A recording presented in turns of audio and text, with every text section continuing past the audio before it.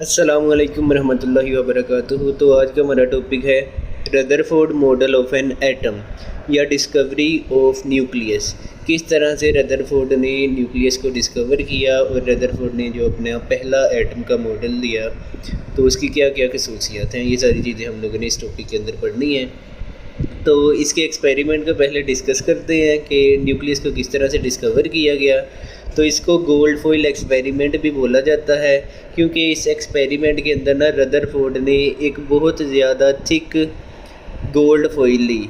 ये जो gold foil, gold के एटम है छोटे छोटे, और इस गोल्ड फॉइल की जो थिकनेस थी वो आप लोगों ने याद रखनी है। ये इंपॉर्टेंट एमसीक्यू भी है। इसकी थिकनेस है 0.00004 सेंटीमीटर, यानी कि बहुत ज़्यादा ना पतली सी गोल्ड की फॉइल ली। और ये उनके एटम्स हैं, ये पहला एटम है, दूसरा एटम है, ये तीसरा एटम है। इस गोल्ड फॉइल के ऊपर ना रदरफोर्ड ने अल्फ़ा पार्टिकल्स की बम्बार्डमेंट करवाई। अब ये जो अल्फ़ा पार्टिकल हैं ये निकले कहाँ से?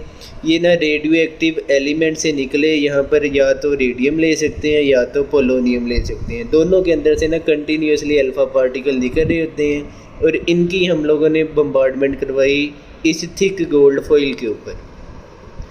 तो इसके आगे ना रदरफोर्ड ने सारे यहाँ पर जिंक सल्फाइड की प्लेट लगाई हुई थी। अब जिंक सल्फाइड की प्लेट के ऊपर जैसे ही अल्फ़ा पार्टिकल पड़ते हैं ना, ये जो जिंक सल्फाइड की प्लेट है यहाँ पर चमक पैदा होना शुरू हो जाती है। अब इस एक्सपेरिमेंट में रदरफोर्ड ने कुछ ऑब्जर्वेशंस की। उसकी ऑब्जर्वेशंस क्या थी? तो इसकी ऑब्जर्वेशन जो पहली थी ये थी कि तकरीबन अगर 20,000 अल्फ़ा पार्टिकल को हम ट्राई करवाएं गोल्ड की फॉइल के ऊपर, तो इसमें से जो most of the alpha particle है ना वो इस तरह एटम के अंदर से ही गुजर जाते हैं। ये भी गोल्ड फॉइल के अंदर से गुजर गया, ये भी गुजर गया, ये भी गुजर गया, ये भी गुजर गया। और ये पता कैसे चला? क्योंकि यहाँ पर जैसे ये ट्राई करते थे और यहाँ पर चमक पैदा हो रही थी।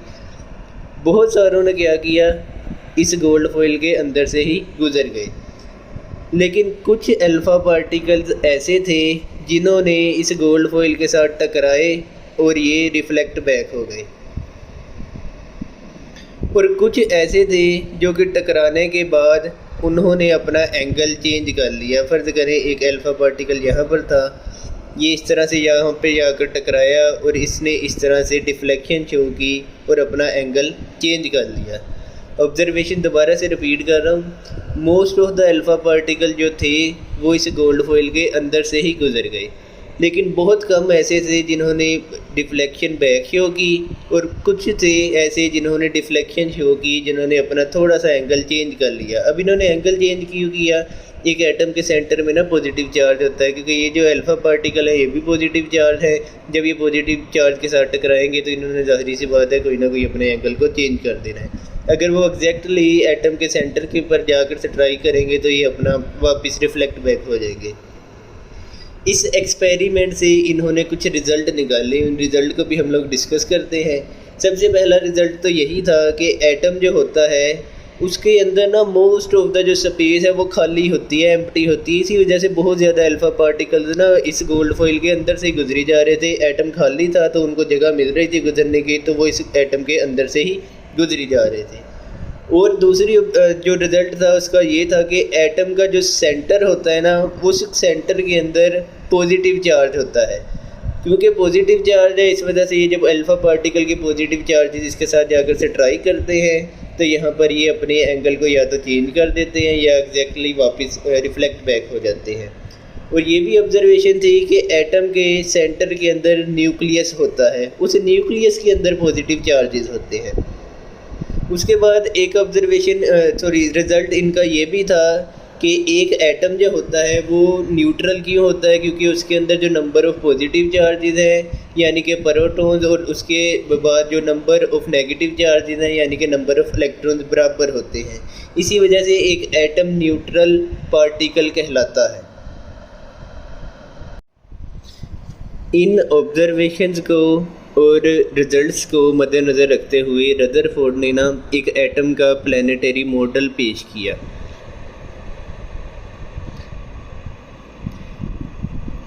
तो इसने बताया कि एटम का ना स्ट्रक्चर जो है वो हमारे सोलर सिस्टम से मिलता जुलता है। जिस तरह हमारे सोलर सिस्टम में सन के इर्द गिर्द प्लैनेट नहीं रिवॉल्व कर रहे होते, इसी तरह इसने बताया कि एक एटम जो होता है उसके सेंटर में ना एक न्यूक्लियस होता है जिसके अंदर पॉजिटिव चार्जेस होते हैं, और इलेक्ट्रॉन जो है इसके इर्द गिर्द इस तरह से रिवॉल्व कर रहा होता है एक ऑर्बिट में। तो प्लानिटरी मॉडल भी तो ऐसा ही है कि सन जो है वो सेंटर में होता है और इलेक्ट्रॉन जो है वो उसके प्लैनेट जो है उसके इर्द गिर्द रिवॉल्व कर रहे होते हैं। इसी तरह इसने बताया कि एटम का जो मॉडल है वो भी ऐसा ही है कि सेंटर में न्यूक्लियस होगा जिसके अंदर पॉजिटिव चार्जेस होंगे और इलेक्ट्रॉन जो है इसके इर्द गिर्द रिवॉल्व कर रहे होंगे एक ऑर्बिट के अंदर। अब पहले तो इसने ये बताया कि इलेक्ट्रॉन जो है वो कभी भी स्टेशनरी नहीं हो सकता, यानी कि यहाँ पर रुकेगा नहीं। अगर तो फ़र्ज़ करें एक इलेक्ट्रॉन इस तरह से, ये पॉजिटिव चार्ज है, यहाँ पर इलेक्ट्रॉन स्टेशनरी खड़ा हुआ है, तो ये पॉजिटिव चार्ज और नेगेटिव चार्ज के दरमियान में ना अट्रैक्शन होगी। इस पॉजिटिव चार्ज ने ना इस इलेक्ट्रॉन को अपने अंदर खींच लेना है, तो इस इलेक्ट्रॉन ने आहिस्ता आहिस्ता जाकर इस न्यूक्लियस के अंदर फॉल कर जाना है, तो एटम का जो स्ट्रक्चर है वो कोलैप्स हो जाएगा। तो इसके मुताबिक इलेक्ट्रॉन स्टेशनरी नहीं हो सकता। Electron could not be stationary। तो फिर दूसरी एक्सप्लेनेशन इसने क्या दी कि इलेक्ट्रॉन जो है वो इस तरह से एक न्यूक्लियस के इर्द गिर्द रिवॉल्व ही करता जाएगा। रदरफोर्ड मॉडल का ना एक मेजर डिफेक्ट है, उसको भी हम डिस्कस करते हैं। तो डिफेक्ट क्या है, रदरफोर्ड का मॉडल क्या था, सेंटर के अंदर पॉजिटिव चार्ज होता है यानी कि न्यूक्लियस है, उसके अंदर प्रोटॉन है और इलेक्ट्रॉन जो है इसके इर्द गिर्द रिवॉल्व करता जाएगा। अब क्लासिकल थ्योरी क्या कहती है कि अगर एक पॉजिटिव चार्ज के इर्द गिर्द एक नेगेटिव चार्ज रिवॉल्व करता जाए ना, तो इसको मूव करने के लिए ज़ाहिर सी बात है कोई ना कोई एनर्जी चाहिए होगी। अगर इलेक्ट्रॉन अपनी एनर्जी खर्च करता जाएगा, आहिस्ता आहिस्ता इसकी एनर्जी कम होती जाएगी और इसका जो रेडियस है ना वो भी कम होता जाएगा। आहिस्ता आहिस्ता ना इसने न्यूक्लियस की तरफ अट्रैक्ट होते जाना है और आहिस्ता आहिस्ता इसका रेडियस कम हो जाएगा और इसने अल्टीमेटली न्यूक्लियस के अंदर फॉल कर जाना है। तो इस तरह से ना एटम का जो स्ट्रक्चर है वो कोलैप्स कर जाता है।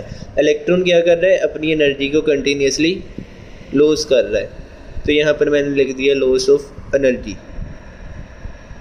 तो ये मेजर डिफेक्ट है कि इलेक्ट्रॉन जब घूमेगा पॉजिटिव चार्ज के इर्द गिर्द तो आहिस्ता आहिस्ता इसका रेडियस कम होता जाएगा और अल्टीमेटली इसने एटम के न्यूक्लियस के अंदर ही फॉल कर जाना है और एटम का जो स्ट्रक्चर है वो कोलैप्स कर जाएगा।